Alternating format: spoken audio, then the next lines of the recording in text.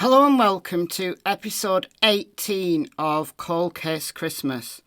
In this episode, we're going to a small rural town in Washington. The population is only about 1,500 people. And in June of 2009, that small rural community was rocked when a 10-year-old girl disappeared on her way home from her friend's house, just 10 minutes walk away. And then, in September of 2017, over 8 years later, hunters 170 miles away found parts of a human skull.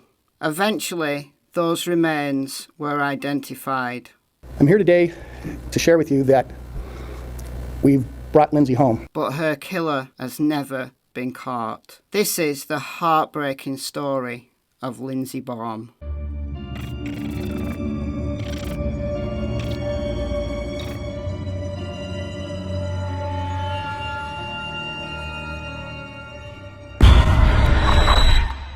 Lindsey, her mother Melissa, and her older brother Joshua were originally from Tennessee. But Melissa was newly divorced and she was looking for a brand new start in life. And she came upon McCleary, a tiny town in rural Washington. Beautiful place, she thought, to bring up her children. She packed her bags and the family moved to McCleary. This was 2009, and the family settled in great. Lindsey, aged 10, made friends. She was such a chatty, bubbly girl. When Lindsey walked into the room, everybody knew. She just lit up the world. She could have done so much. Melissa said that Lindsey loved to write. She loved to write stories, and she wanted to be an author and an illustrator. But she loved animals, and she also wanted to be a vet. Maybe she could have been both, but we'll never know, because just 2 weeks before her 11th birthday, Lindsey Baum disappeared, completely vanished off the face of the earth. Absolutely unimaginable in this tiny, quiet town. Evil walks among us, but surely a little girl is safe to walk just 10 minutes from her friend's house. But it seems not. Lindsey was gone. It was a warm summer evening, June 26, 2009. Joshua and Lindsey set off to walk from their house to Lindsey's friend, Michaela, just 10 minutes away. Somewhere along the journey, Joshua and Lindsey had an argument, and Joshua turned back and went home. Lindsey carried on to Michaela's with the hope of having a sleepover there, but for whatever reason, that didn't happen. And about 9:30, just as it was getting dark, Lindsey started to walk home. Lindsey was scared of the dark, so she was hurrying along to get back, and she never made it. 10 o'clock came, and Melissa knew that something was wrong. She started to panic. She rang Michaela's house, and the family said that she'd set off about 9:30.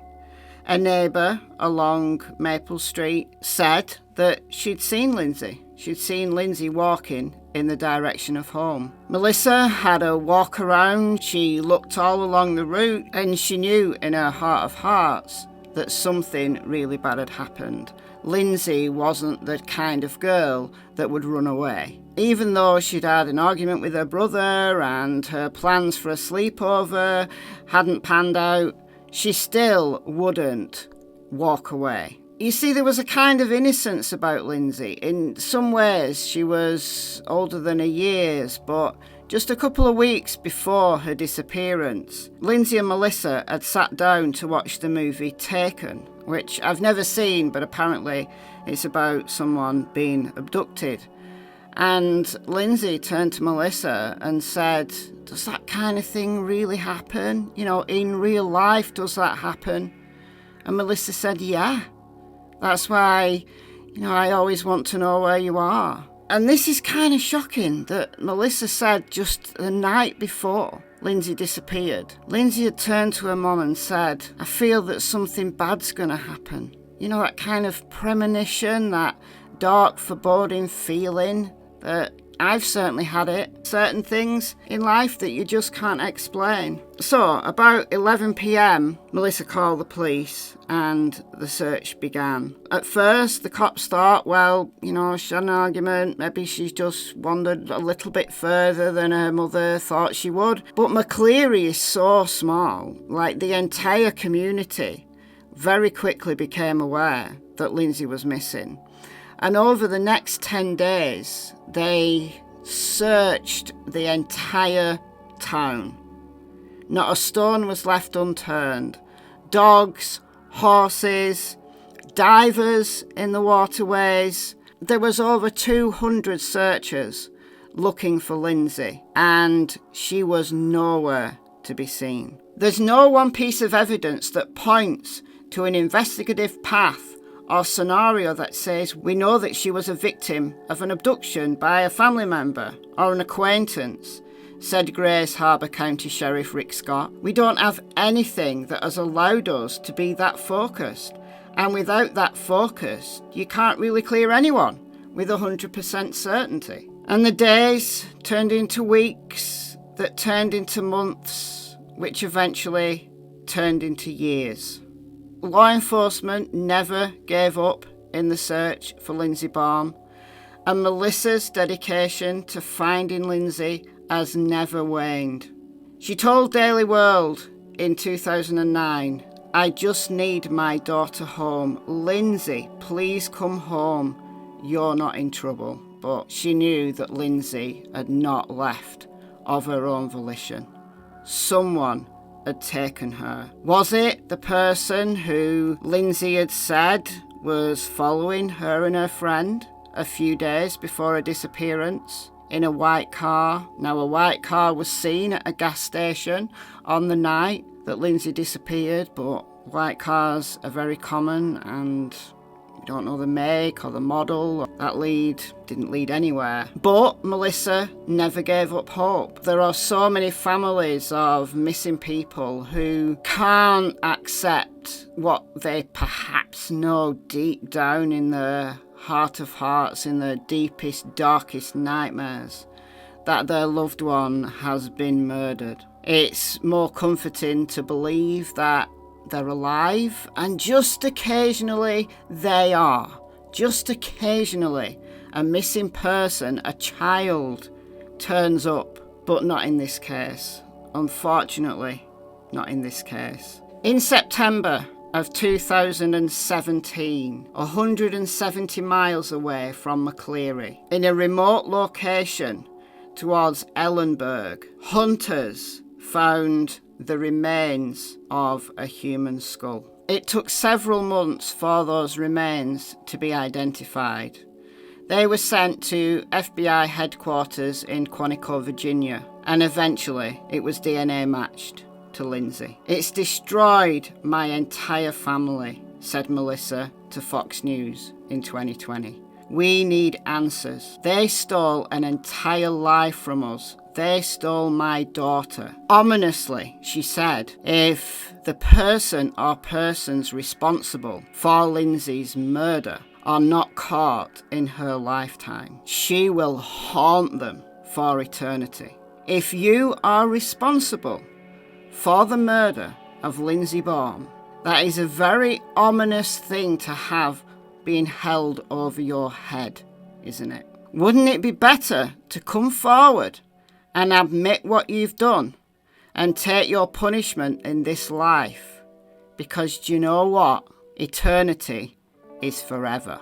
I don't know about you, but I'd rather, if I'd done something so heinous, I'd rather take my punishment in this lifetime while on earth. So, if you have any information about Lindsey's disappearance or murder, contact the Grays Harbor Sheriff's Office at 360-964-1799 or at bombtips@graysharbor.us. Her complete remains have never been located. Only parts of her skull Lindsey cannot be whole until the rest of her remains are located, but perhaps more importantly, her killer brought to justice. But who could possibly have done it? Well, many theories have surfaced over the years, and there's been over 40 persons of interest in the case. Dozens of people have been interviewed more than once,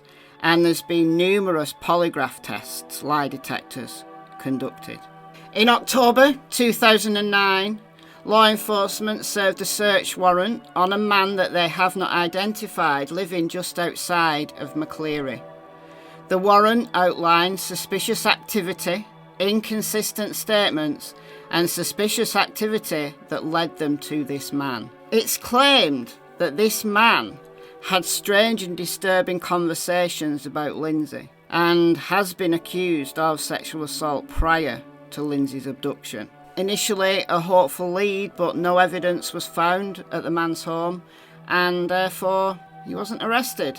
In February 2012, investigators released a store surveillance video of another person of interest who'd made inconsistent and basically untruthful statements about his whereabouts and his alibi on the night that Lindsey disappeared. He was a jewellery store owner in McCleary, Tim Hartman. When interviewed by investigators, he initially denied having anything to do with Lindsey's disappearance. He wasn't there, he wasn't in McCleary. He was training as a volunteer EMT, and so therefore, it couldn't possibly be him. However, when this store surveillance surfaced of him buying items on the very day in McCleary, well, that was a lie.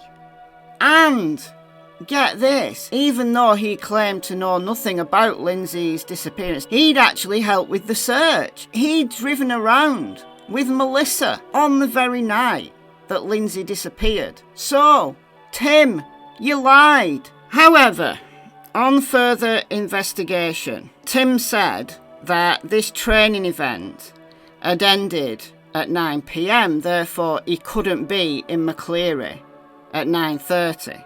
Now, that store surveillance has him buying items at 9:15. FBI agents investigated and determined that this training class had actually ended at 8:15. It had given Tim Hartman just enough time to drive back to McCleary, so maybe he called in the store on his way home.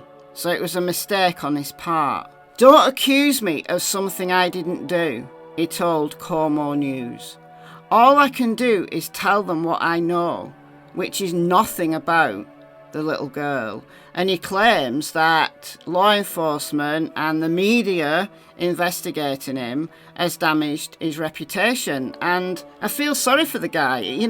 If he's completely innocent, I do feel sorry for him. And there is no evidence that links him to Lindsey's disappearance. So that's another lead that came to nothing. Now, this lead is creepy. 3 elderly men, the Emery brothers, Charles, Thomas, and Edwin. When Lindsey disappeared, Charles and Thomas would have been in their 70s and the younger brother, Edwin, in his late 60s. But in 2017, these 3 brothers were arrested for child pornography, and when their property was searched, officers revealed horrors. Prosecutors claim that the Emery brothers' home was littered floor to ceiling with child porn, children's toys, and dozens of children's shoes. The brothers also wrote about ritualistic and satanic sacrifices of children. And it's interesting that these 3 brothers have got links to the area where Lindsey's skull was found, but also they have property about 30 minutes from McCleary. And shockingly, Lindsey's missing person flyer was found in that home. It reminds me of the Michael Vaughan case from Fruitland, Idaho, and the chief suspects in that case, Stacey and Sarah Wanderer, having Michael's missing child flyer pinned on their fridge. But due to the lack of evidence, the Emery brothers, however creepy they are, have never been arrested for Lindsey's murder. In fact, no one has ever been arrested for Lindsey's murder. A whole life stolen. A whole life stolen. Lindsey once dreamed of leaving a legacy, being a writer, being an illustrator, helping animals. But her dreams were snuffed out by a sick, twisted act of evil. But Lindsey's mother will never, ever give up the fight to find Lindsey's killer. So if it's you, remember, eternity lasts forever. Grays Harbor County Sheriff's Office, 360-964-1799, or email bombtips@graysharbor.us. If you were in the area and you're holding something back, please let the Sheriff's Office know. Lindsey's legacy shouldn't be that of a murder victim whose skull was found by hunters. She deserved so much better. Please come forward and let justice be served in this world. Alright guys, let me know what you think about this heartbreaking case, and I'll see you in the next episode of Cold Case Christmas. Bye guys.